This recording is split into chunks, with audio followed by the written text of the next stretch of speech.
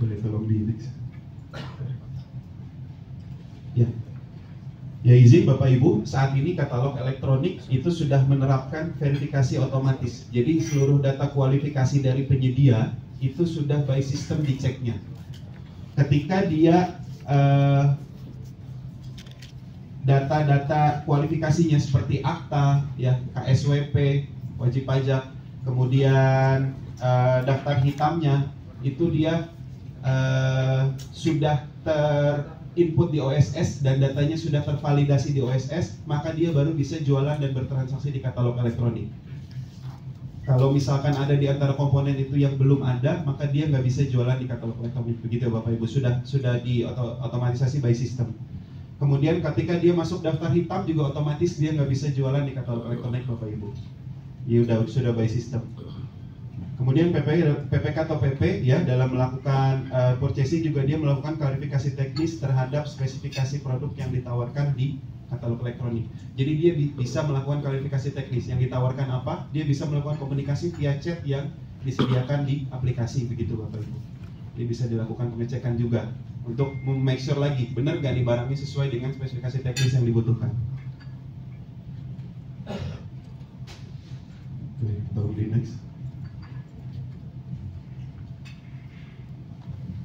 Sebelumnya. Oke, masuk ke pembuatan paket purchasing Bapak Ibu. Jadi tadi ya setelah memilih produk, memilih RUP ya, kemudian mengisi informasi KLPD, ini dari point of view PPK Bapak Ibu, dan mengisi form dan seterusnya sampai dengan dia menginputkan produk dan memproses paket, semuanya dilakukan via aplikasi, nggak ada yang di luar aplikasi Bapak Ibu. Kemudian untuk PP itu untuk nilai di bawah 200 juta sama dengan kurang dari sama dengan 200 juta, di atas itu wajib langsung dilakukan oleh PPK-nya langsung Bapak Ibu. Ya, saat ini di aplikasi belum ada limitasi maksimumnya berapa Bapak Ibu, cuma ada limitasi minimumnya saja berapa.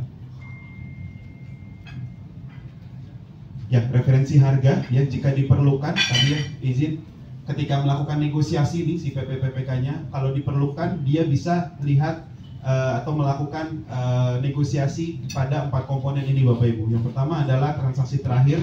Jadi tadi si PPK boleh tuh minta ke si penyedia invoice terakhir berapa sih produk ini pernah dijual, sehingga dalam melakukan negosiasi harga nanti itu si penyedianya, si PPK-nya dapat bisa mendapatkan harga yang lebih firm begitu Bapak Ibu. Kemudian struktur pembentuk harga tadi izin saya sebutkan sebelumnya juga bisa dimintakan kepada si penyedianya. Kemudian melakukan pengecekan riwayat harga transaksi penyedia pada katalog elektronik apabila sudah tersedia. Di aplikasi katalog elektronik juga sudah ada fitur harga terbaik kami namakannya Bapak Ibu. Jadi si PPK saat nego, dia sebetulnya sudah bisa lihat tuh produk tersebut pernah dibeli oleh siapa aja, dengan harga berapa dan kuantitas berapa. Harapannya kan jadi terang tuh Bapak Ibu ya. Jadi penyedia ini udah nggak bisa sembunyi lagi nih harga produk itu sejatinya berapa sih yang pernah berhasil dinego begitu. Itu juga bisa dijadikan dasar tuh bagi si PP dan PPK dalam melakukan negosiasi. Dan mempertimbangkan adanya layanan teknis pendukung. Nah, PPK ini juga nantinya sebetulnya dalam melakukan negosiasi dia nggak cuma harga aja Bapak Ibu. Dia bisa melakukan negosiasi harga teknis pendukung. Contoh, kalau misalkan dia nego dengan harga 6 juta, dia nggak nego harga, tapi dengan harga tersebut dituliskan catatannya bahwa dia sudah termasuk aksesoris keyboard eksternal begitu Bapak Ibu. Itu bisa juga terjadi seperti itu. Atau kalau misalkan barangnya rumit ya dengan harga 1 miliar gitu misalkan, itu sudah include pengiriman, instalasi sama pelatihan ya, training bagi si operator-operatornya. Itu bisa juga Bapak Ibu. Tentu saja tadi dari sisi referensi harga PPK juga harus sudah punya hitungan ya, kirim berapa sih, kemudian ongkos jasa instalasi berapa sih, kemudian ongkos training berapa sih. Ya kalau dikalkulasi harga segini masih masuk nih, tapi udah include itu semua. Bisa juga kayak gitu Bapak Ibu. Nah ini di aplikasi bentukannya kayak gini Bapak Ibu ya, seperti ini. Ada kolom namanya harga terbaik. Jadi itu ketika diklik, boleh next, dia memunculkan riwayat produk-produk tersebut pernah dibeli oleh satuan kerja apa, instansinya apa, kuantitasnya berapa, dan harganya berapa. Kenapa kuantitas kita terapkan, kita munculkan? Karena ini juga bisa menjadi dasar ya. Bisa jadi kan kalau beli 1 atau beli 100 atau beli 1000 beda ya Bapak Ibu ya harganya ya. Karena dia belinya kuantitinya banyak begitu, sehingga kuantitasnya kita masukkan. Biar lebih terang, biar PPK juga bisa lihat, oh ini belinya kemana, dikirimnya kemana ya, ada instansinya. Kemudian kuantitinya berapa, begitu Bapak Ibu. Nah ini ya detail dari yang saya sampaikan sebelumnya. Nego layanan teknis pendukung ini bisa mencakup 4 komponen Bapak Ibu. Yang pertama pelatihan, ya, jadi produknya itu bisa dinegokan untuk terinclude sama pelatihan. Instalasi ya, misalnya ini biasanya produk-produk yang besar dan kompleks Bapak Ibu. Kemudian garansi, nah atau layanan purna jual, ini juga bisa dijadikan bahan negosiasi oleh PPPPK. Garansinya berapa lama begitu, garansinya termasuk garansi apa saja, apakah ganti unit atau spare part dan sebagainya. Dan bisa juga bundling. Nah ini bundling yang saya sampaikan sebelumnya. Ketentuan bundling adalah menambah pemaketan produk dengan produk lainnya selama kompatibel. Highlightnya di situ Bapak Ibu. Selama kompatibel dan mendukung kinerjanya satu sama lain.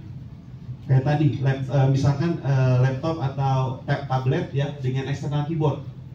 Mendukung ya Bapak Ibu ya. Satu kesatuan lah. Nah tapi kalau kita bundlingnya bicara, saya beli mobil dinas Fortuner gitu, bonusnya laptop 5 ya. Nah, itu bukan bundling namanya Bapak Ibu. Itu agak lain namanya. Itu agak lain namanya. Itu namanya bukan bundling karena tadi dia tidak mendukung dan tidak tidak kompatibel fungsi kerjanya begitu Bapak Ibu. Jadi dari sisi regulasi juga udah kita batasi bundling itu kayak gimana gitu Bapak Ibu. Ini sharing ya Bapak Ibu ya. Biar nanti nggak ada PPK ngomongnya bundling ini Bapak Ibu nih. Oke, kemudian tanda tangan surat pesanan itu dilakukan saat ini memang masih manual Bapak Ibu. Dalam hal ini memang tanda tangannya penyusunannya memang sudah via aplikasi ya, di generate begitu draftnya. Tapi draft tersebut masih bisa diedit dan tanda tangannya masih tanda tangan basah, begitu masih di print out kemudian tanda tangan basah. Dan tanda tangan tersebut yang sudah ditandatangani di scan lagi baru diuploadkan di aplikasi katalog elektronik begitu Bapak Ibu. Kedepannya di versi 6 ini yang sedang dikembangkan juga. Tanda tangan sudah tidak lagi dilakukan secara tanda tangan basah, tapi kita menggunakan tanda tangan digital yang sudah bekerja sama dengan BSSN ya Bapak Ibu. Jadi sudah tidak ada lagi dokumen fisik begitu, semua dokumennya digital dan ditangani, tidak ada yang keluar dari aplikasi katalog elektronik. Mudah-mudahan di versi 6 nanti sudah bisa digunakan di tahun depan Bapak Ibu, di 2025. Oke, update progress. Jadi setelah tanda tangan itu prosesnya dilanjutkan melalui tahapan pengiriman, ya pengisian data pengiriman, dilanjutkan dengan pengisian data penerimaan, kemudian dilanjutkan dengan data penyelesaian paket dan penilaian atau rating terhadap penyedia. Ini seluruhnya dilakukan di aplikasi katalog elektronik oleh PPK dan penyedia. Ya jadi si penyedia akan isi data pengiriman Bapak Ibu, baru nanti PPK geser akan isi data penerimaan. Baru nanti kalau udah lengkap semua paketnya diselesaikan dan diberikan rating oleh si penyedia. Nah kalau boleh sedikit curhat juga, ini yang sering dalam tanda kutip bahasa kerennya mandek nih Bapak Ibu nih. Nah jadi sebenarnya progresnya di lapangan jalan begitu Bapak Ibu ya. Progresnya jalan di lapangan, paketnya beneran selesai begitu. Cuma di aplikasinya nggak dicatatkan. Nah itu yang sering jadi challenge juga nih bagi kita ya stakeholder, terutama LKPP dan tidak terkecuali Bapak Ibu APH. Ketika ada pemeriksaan terhadap suatu kasus, kita kan kasih riwayatnya Bapak Ibu ya di aplikasi. Ternyata kontraknya mah ada nih Bapak Ibu nih, kontraknya jalan, ada di aplikasi, tapi data kirim, data terima itu nggak pada dicatatkan di aplikasi. Nah, ini kan jadi tantangan juga, jadi challenge juga. Otomatis kalau kayak gitu harus diminta langsung ke si PPK-nya dan si penyedianya. Itu idealnya memang itu wajib diinputkan di aplikasi agar paketnya tidak ongoing, paketnya bisa jalan terus sampai dengan selesai. Itu dari LKPP sih kita udah terapkan ITKP Bapak Ibu ya, Indeks Tata Kelola Pengadaan, di mana salah satu komponennya penyelesaian paket purchasing. Jadi dia wajib selesai itu paket purchasingnya kalau mau nilai ITKP-nya bagus. Ini harapan untuk mendorong juga nih bagi PPPK dalam menyelesaikan progres purchasingnya di aplikasi katalog elektronik. Nah ini rating Bapak Ibu bagi penyedia, ya, ini bisa diberikan oleh si PPK-nya ketika memang paketnya sudah selesai. Nah rating ini juga bisa kita gunakan sebagai monitoring dan evaluasi Bapak Ibu. Kalau ternyata dilihat ada rating yang buruk, nah itu bisa kita coba cari-cari tuh alasannya kenapa. Bisa juga di situ ada pesan tambahan yang diberikan oleh PPK. Jadi bisa juga nanti kita kaji pengalaman-pengalaman PPK terhadap purchasing tersebut seperti apa. Boleh di next. Ya, izin Bapak Ibu, itu tadi yang saya sebutkan pertama adalah terkait mini kompetisi via negosiasi. Ya, jadi kita melakukan nego langsung kepada penyedia. Sekarang kita masuk ke mini kompetisi Bapak Ibu. Mini kompetisi ini terbagi 3. Ada mini kompetisi produk, mini kompetisi konstruksi, dan mini kompetisi spesifikasi Bapak Ibu. Untuk mini kompetisi produk itu kita akan membandingkan produk yang sama yang dimiliki 2 penyedia atau lebih. Jadi istilahnya kalau mini kompetisi produk ini kita udah ngunci produknya apa Bapak Ibu. Ya. Si reseller nanti ya yang punya produk ini kita sebutnya reseller karena dia cuma tinggal jual aja, tinggal berlomba-lomba murah-murahan harga aja. Produknya udah dikunci, produk yang sama. Udah detail lah begitu. Contoh Bapak Ibu mau beli laptop Axio tipe XYZ gitu. Produknya kita udah langsung merujuk ke situ. Yang berkompetisi nanti resellernya. Begitu Bapak Ibu, nanti di slide berikutnya izin akan lebih rinci. Yang kedua adalah mini kompetisi spesifikasi. Mini kompetisi spesifikasi dilakukan dengan membandingkan spesifikasi sejenis yang dimiliki dua atau lebih penyedia untuk mendapatkan harga terbaik. Yang kita pertandingkan speknya Bapak Ibu. Mereknya boleh apa aja. Ya, yang pertama kan tadi produk udah jelas nih produknya apa. Ya, nanti si reseller tinggal nawar aja. Yang kedua speknya. Ya, speknya ini misalkan kita butuhnya prosesornya i7, kemudian harddisknya 500 GB untuk laptop Bapak Ibu ya, dan HDMI, ada port HDMI gitu misalkan. Speknya kita kunci. Nanti yang nawarin penyedia bisa merek apa aja. Yang penting speknya sesuai dengan yang kita mau. Begitu Bapak Ibu. Penyedia yang akan menawarkan, nanti si PPK yang akan pilih. Tuh dari penawaran penyedia ada nggak yang speknya sesuai dengan yang dia mau dan bisa dilihat lagi nanti harganya dan sebagainya. Nah yang terakhir sebelumnya, nah ini mini kompetisi konstruksi Bapak Ibu.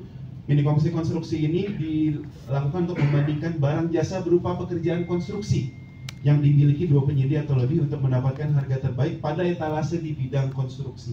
Ini yang paling baru Bapak Ibu. Jadi nanti PPK akan menginputkan poin-poin atau item pekerjaan kita bilangnya Bapak Ibu. Item-item pekerjaannya apa aja, nanti si penyedia akan menawarkan berdasarkan produk yang ditayangkan di katalog elektronik. Ketika dia bisa memenuhi item-item pekerjaan, dia akan menawarkan dan si PPK nanti akan memilih penawaran-penawaran penyedia tersebut, dievaluasi mana yang speknya masuk dengan yang dibutuhkan.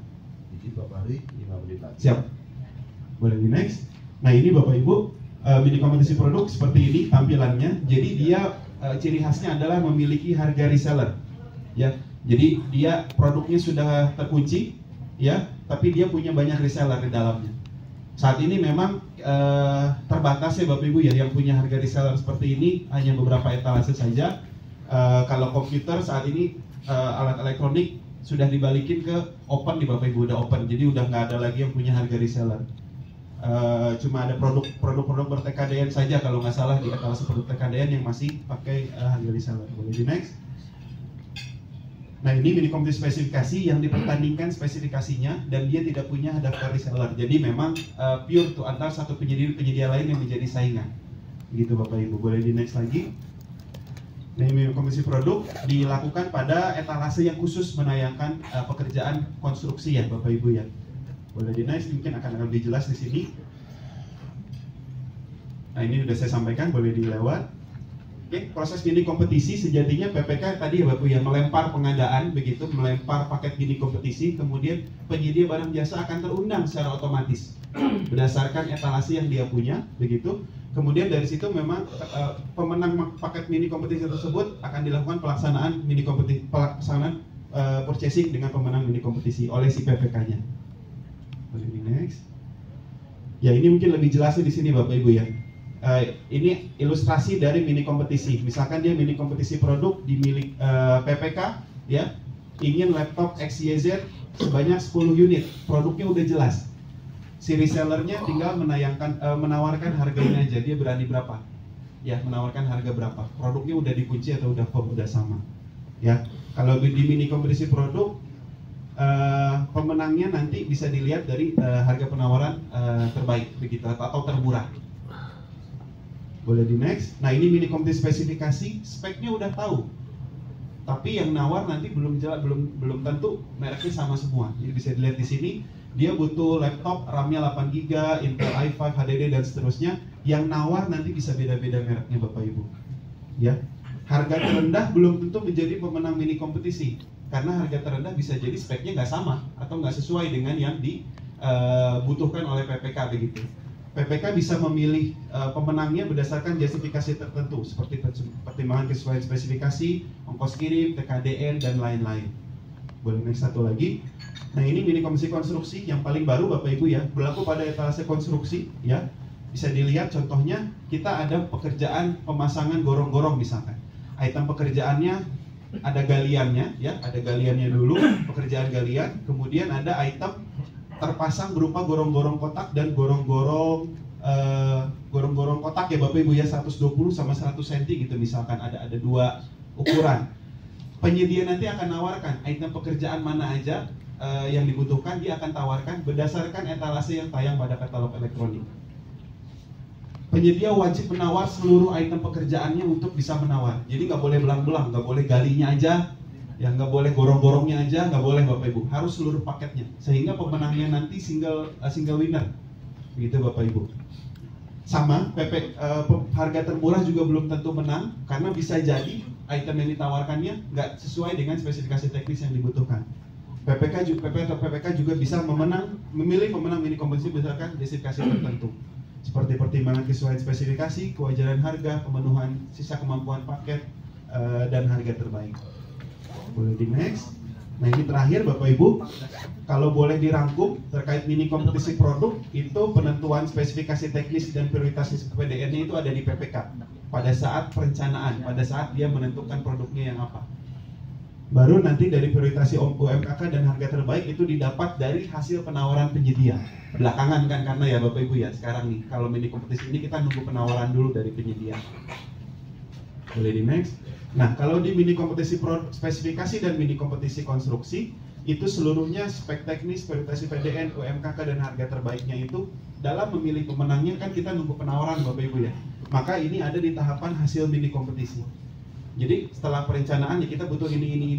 Tapi dalam menentukan pemenangnya itu kita kan harus nunggu dulu hasil penawaran dari penyedia.